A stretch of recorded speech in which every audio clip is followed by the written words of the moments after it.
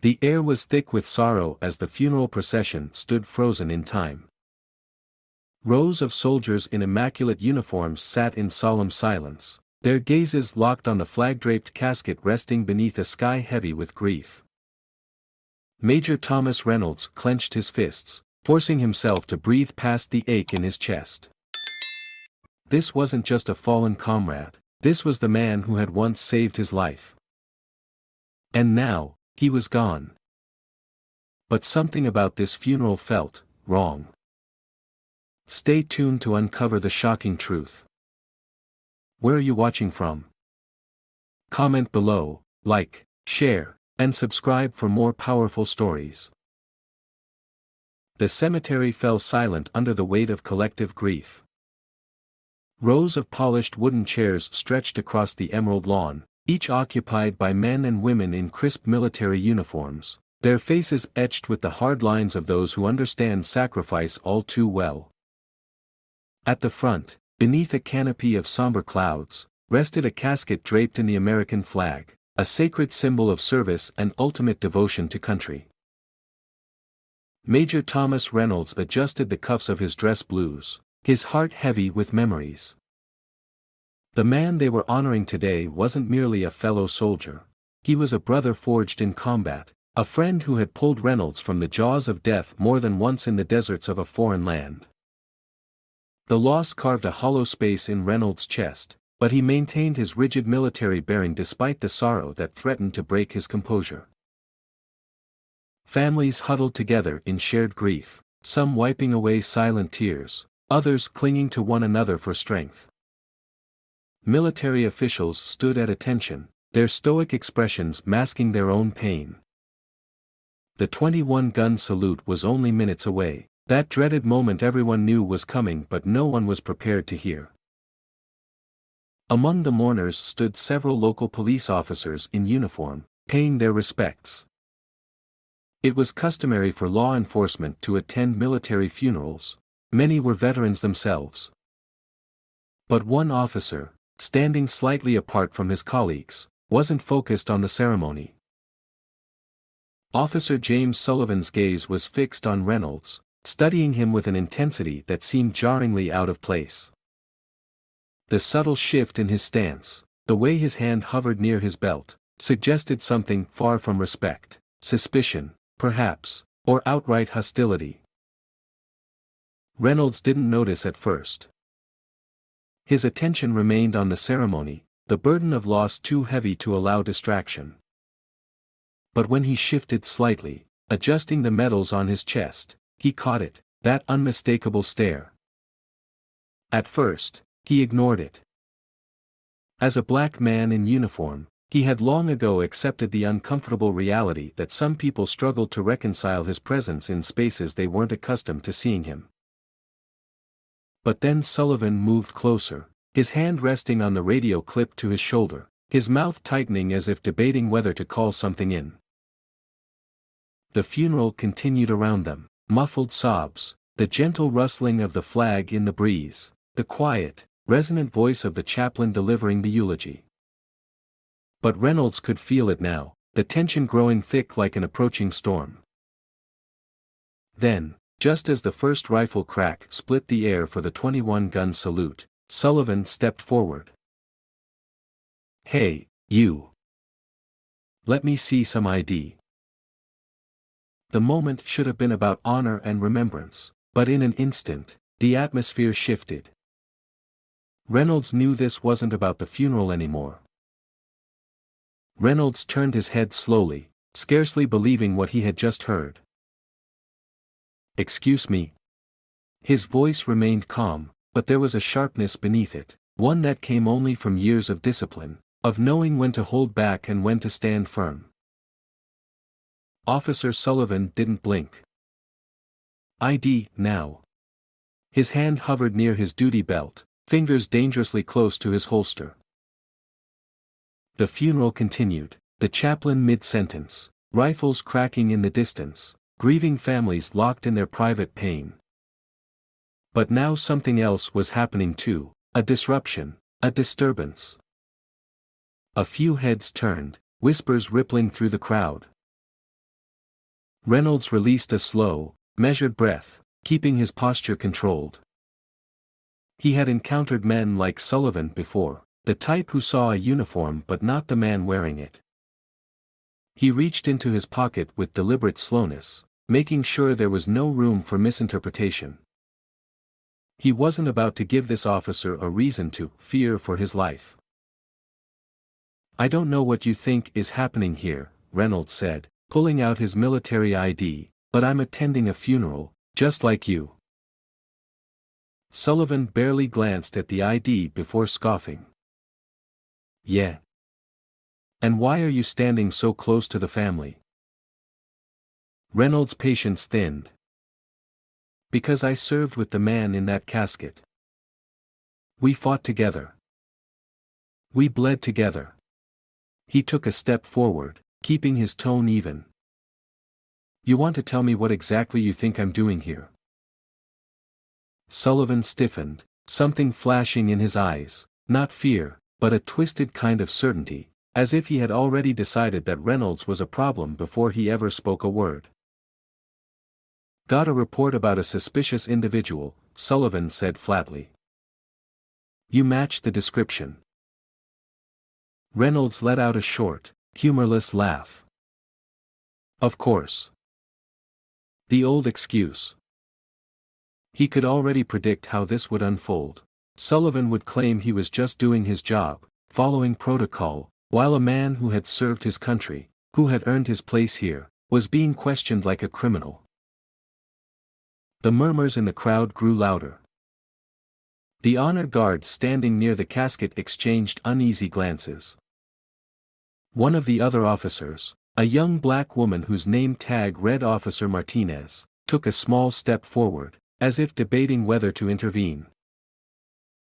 Reynolds locked eyes with Sullivan. "You need to step back.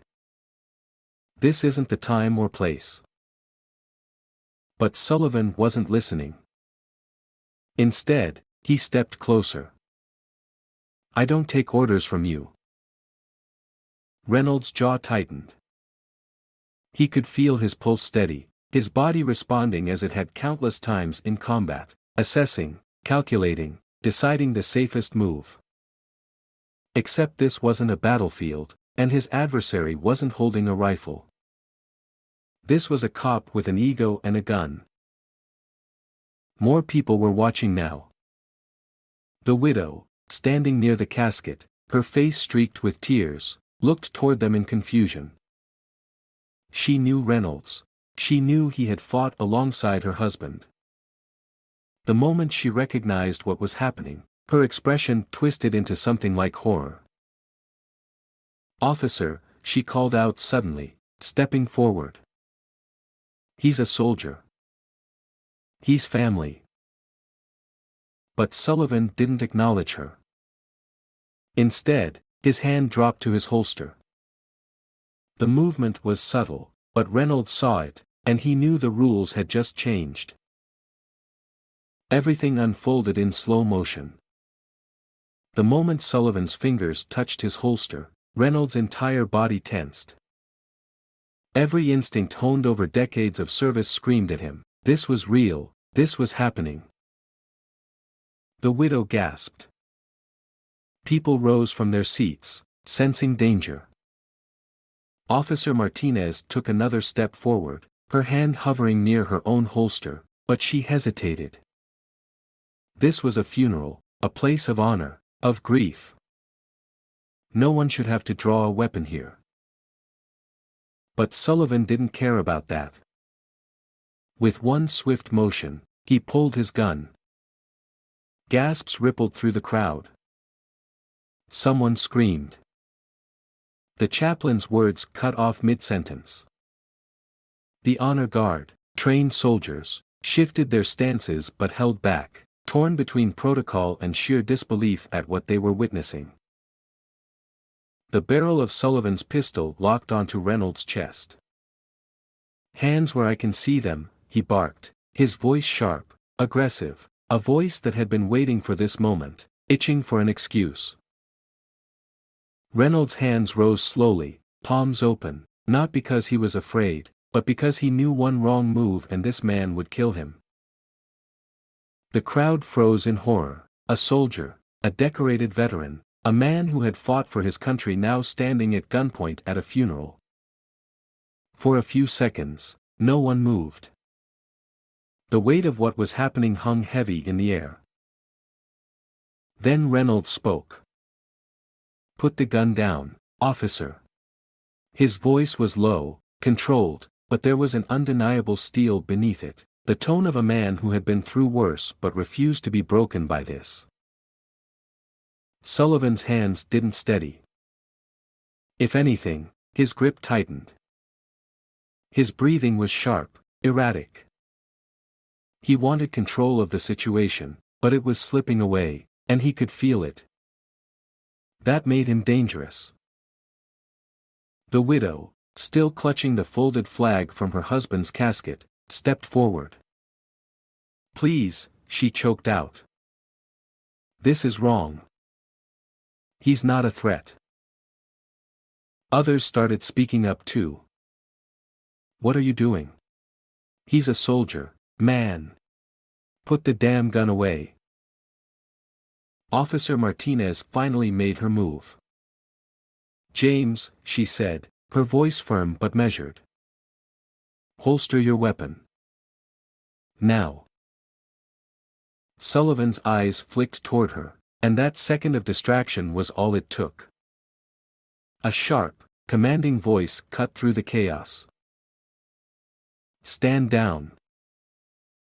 A man stepped forward from the back of the crowd, tall, older, his uniform decorated with stars, the kind of man even Sullivan had to respect. It was General William Blackwood. His presence alone shifted the atmosphere. Sullivan froze, his expression flickering, hesitation, realization, then something closer to panic. He had made a mistake, a massive one, and now there was no way out. The general stepped closer, his voice deadly calm. "You just pulled a weapon on a decorated war hero at a funeral, in front of witnesses." He let the words sink in. "Put the gun down." For the first time, uncertainty cracked through Sullivan's face, and then he lowered the gun. A sharp exhale swept through the crowd. A few people visibly relaxed, but the damage had already been done. Someone had filmed everything, and within hours, the world would see it. The silence after Sullivan lowered his gun was almost as loud as the moment he drew it. For a few long seconds, no one moved, no one spoke. It was as if the entire funeral had been frozen in time, held captive by what had just happened. The honor guard, trained to maintain their composure, looked shaken. The widow clutched the folded flag in her arms, her face a mixture of grief and fury. And then, somewhere in the crowd, a voice broke the silence. "He had no reason to do that." Another voice followed. "He pulled a gun on a soldier at a funeral." A wave of disbelief, of anger, swept through the crowd.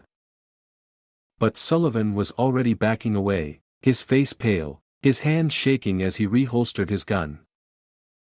He looked around as if realizing for the first time that there were dozens of witnesses, that cameras were rolling, that his career, his reputation, maybe even his freedom, were hanging by a thread.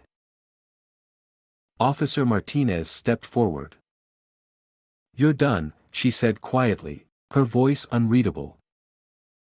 She reached for the radio on her shoulder. "Dispatch, I need a supervisor at." But Sullivan spun toward her, his face twisting. "Are you serious? You're going to do this to me?" His voice was lower now, desperate. "I was doing my job." The widow stepped forward. "Your job?" Her voice was raw, shaking. "You just pulled a gun on the man who fought beside my husband. The man who tried to save him." She took another step. You ruined his funeral. And for what? Sullivan had no answer. By now, other officers had arrived, alerted by the commotion. One of them, a sergeant, listened to a few murmured words from Martinez before stepping forward. He didn't ask any questions. He just turned to Sullivan and said, "Hand over your badge and weapon." Sullivan hesitated, jaw clenched. Then he unbuckled his belt, removed his holster, and handed it over. And just like that, it was over. For now. The video hit the internet within the hour. Someone in the crowd had been streaming live, and within minutes, the footage was on Twitter, Facebook, YouTube, everywhere. It spread like wildfire, a police officer pulling a gun on a decorated veteran at a funeral. It wasn't just a news story, it was a reckoning. The comments poured in, "This is what we've been saying for years. That man fought for this country, and this is how he's treated. Fire him. Charge him. Lock him up. This is why we don't trust them." Major networks picked up the story, CNN, MSNBC, even Fox News. It was no longer just an incident, it was a national scandal. Then came the official response. The police department issued a statement saying Sullivan had been placed on leave pending an investigation. But that wasn't enough, not for the public, not when there was clear, undeniable video evidence. By the end of the week, the mayor had given a press conference. "We will ensure full accountability," he said. "No one is above the law." But the real moment, the one that sent shock waves across the country, came when the district attorney announced charges: aggravated assault with a deadly weapon, abuse of authority, hate crime enhancements. The message was clear: this wasn't just another slap on the wrist. Sullivan was going to trial, and if convicted, he wasn't walking away. The trial was unavoidable. With video evidence flooding every news cycle, public pressure mounted like never before. The district attorney had no choice but to move forward with the case. There were too many eyes watching, too many voices demanding accountability. James Sullivan sat stiffly in the courtroom, his once confident posture now replaced with something far less assured. The charges were serious: aggravated assault with a deadly weapon, abuse of authority, and hate crime enhancements. If convicted, he wasn't just losing his badge, he was facing decades behind bars. On the opposite side of the room, Major Thomas Reynolds sat in silence. He hadn't spoken to the media much after the incident, he let the video speak for itself. But now, as he sat in the witness stand, his voice carried the weight of every veteran, every black man, every person who had ever been unjustly targeted. The prosecutor didn't hold back. "Major Reynolds, tell us exactly what happened that day." Reynolds took a breath. "I was attending a funeral, a soldier's funeral, a man I fought beside." His voice was steady, and in the middle of it, an officer approached me, not to pay his respects, but to question why I was there, as if I didn't belong. The courtroom was silent. The prosecutor nodded. "And when you showed him your military ID, did that stop the confrontation?" Reynolds' jaw clenched slightly. "No." "What happened next?" Reynolds' eyes locked onto Sullivan across the courtroom. "He pulled his gun on me." A murmur ran through the gallery. Even though they had all seen the video, hearing it said out loud hit differently. Sullivan's attorney tried everything. "My client was responding to a report of a suspicious individual. He was following department protocol. The situation was tense, and he made a split-second decision."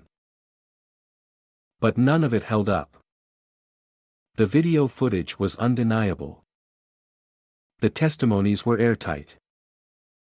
And when Officer Martinez took the stand, her words sealed Sullivan's fate. That man was no threat. He was a soldier attending a funeral, and my colleague escalated it for no reason. I told him to stand down. He refused. He pulled his weapon in front of grieving families. It was reckless. It was dangerous. And it was wrong. Sullivan sat motionless as the jury was sent to deliberate. They returned in less than 3 hours, guilty on all counts. The judge didn't mince words. Officer Sullivan, your actions were an egregious abuse of power. You used your badge not to protect but to intimidate. Your reckless behavior could have ended a man's life, at a funeral, no less. The fact that this was racially motivated makes it even more reprehensible. Sullivan stared ahead, emotionless, as the judge delivered the sentence: 25 years in prison without the possibility of parole. Gasps filled the courtroom. Some people couldn't believe it, a cop getting such a severe sentence. That almost never happened. But today, it did. For Reynolds, it wasn't about revenge. It wasn't even about Sullivan. It was about something bigger. For the first time, accountability had caught up with a man who thought his badge made him untouchable. When the verdict was read, the courtroom felt different, not like a celebration, not even relief, just something heavy lifting, something long overdue finally happening. Major Thomas Reynolds didn't smile. He didn't cheer. This wasn't a victory. It was justice, a rare moment where the system did what it was supposed to do. As he walked out of the courthouse, the press swarmed, reporters shoving microphones in his face, cameras flashing, voices overlapping. Major Reynolds, do you feel justice was served? What do you have to say to Officer Sullivan? What message does this send to the country? He stopped, looked right at the cameras. I want people to remember what happened, not just to me, but to every person who's ever been judged before they were even given a chance to exist in someone else's mind. This wasn't just about me. It was about all of us. The video of that moment spread almost as fast as the original footage. People called it historic. Some called it a wake-up call. But others, they called it a warning. Because if a cop could lose everything for abusing his power, what did that mean for the ones who thought they were untouchable? There were debates. Some said the sentence was too harsh, others said it wasn't enough. But at the end of the day, one fact remained: a man who had sworn to protect and serve had done the opposite, and he paid for it. This wasn't just one case. It was a shift, a sign that things could change if people demanded it loudly enough. So the question is, what happens next? Because justice isn't just about one courtroom, one case, or one cop who got what he deserved. It's about making sure this never happens again. If you believe in that, speak up. Hold them accountable. Demand better. Because silence is what lets it happen again. And after today, there are no more excuses. Justice isn't just about laws, it's about people. It's about holding those in power accountable and ensuring that no one is judged unfairly based on appearance or assumptions. The story of Major Thomas Reynolds reminds us that even those who have sacrificed for their country can still face discrimination, and that power, when abused, can have devastating consequences. But it also shows us that change is possible. The public's voice matters, the truth matters, and when people stand together, justice can prevail. This isn't just about one officer or one courtroom. It's about creating a world where respect and fairness are not privileges, but rights. If we want a better future, we must demand it. Speak up, stay informed, and never let silence be an option. Where are you watching from? Comment below, like, share, and subscribe for more powerful stories. And don't forget to ring the bell to stay updated.